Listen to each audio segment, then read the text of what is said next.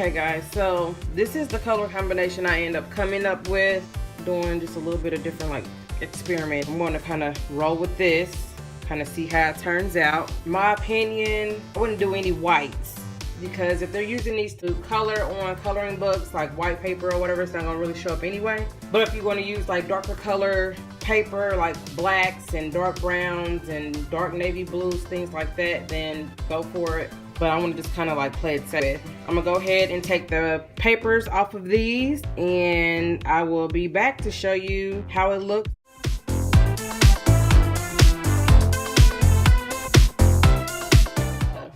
I got my water in here, and as you can see, its paper is starting to kind of come off. I'm gonna go ahead and probably put some craft paper on top of my, because I'm using my cutting map as a backdrop. So I'll be probably swap this out. So we'll be back.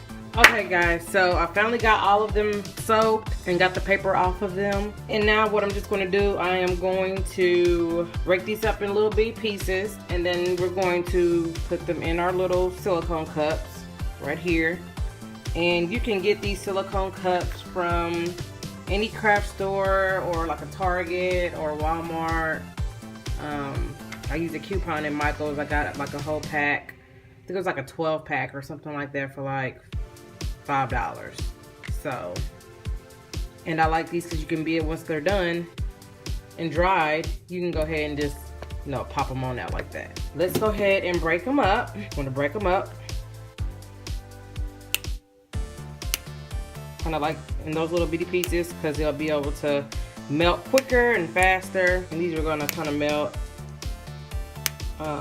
Even if you try to fill them up to the brim, it'll melt down, so I'm not really too concerned. And I'll kind of mix them up a little bit together just so I can have all the colors kind of nice and even.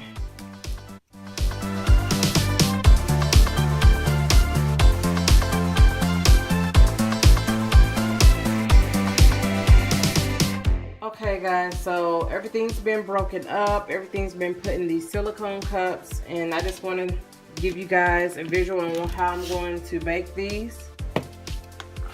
This is just a regular cookie sheet lined with foil, just in case, you know, if when I'm taking it out of the oven, it might splatter or tip over or something like that. I want something to catch it so it don't get on my good pan. I'm going to preheat the oven to 250. I'll probably do about 240 degrees, and kind of see still some of the pieces just are kind of like, you know, not melting. Just kind of leave it in there for a few more, like a minute or two, and just keep checking on it until it's all liquefied. But I'll show you that in the next step. So I'm going to go ahead and preheat my oven to 235, 240 degrees, and we're going to put these in there for about 15 minutes.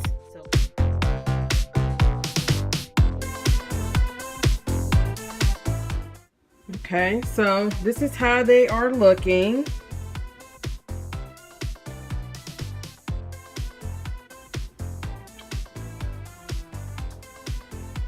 Just leave them right here on top of the stove and let them go ahead and dry up really good. If you're really in a rush and you really want to get them done quicker, I mean, here some people put them in the refrigerator, put them in the freezer, but I have time, so I'm just gonna go ahead and let them dry, and we'll come back and see how they look. But I'm going to be working on the Valentine's Day treat bags for the kiddos, so hopefully, like, once I start on that, it needs to be dry, and this will be like the last thing I can garnish the baskets with.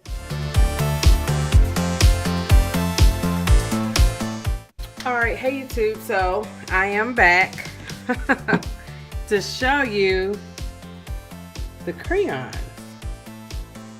They have hardened, and I just wanted you to see how they look. Okay, this is the reveal. Look at that. Ta-da! Isn't it neat? Let's look at the other one. This is like a green, red, yellow on top. Oh my gosh, look at that. It's pretty. The kids are going to love these. Look at that one. Awesome.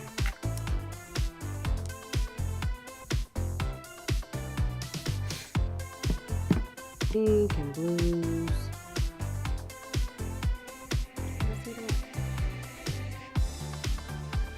Awesome.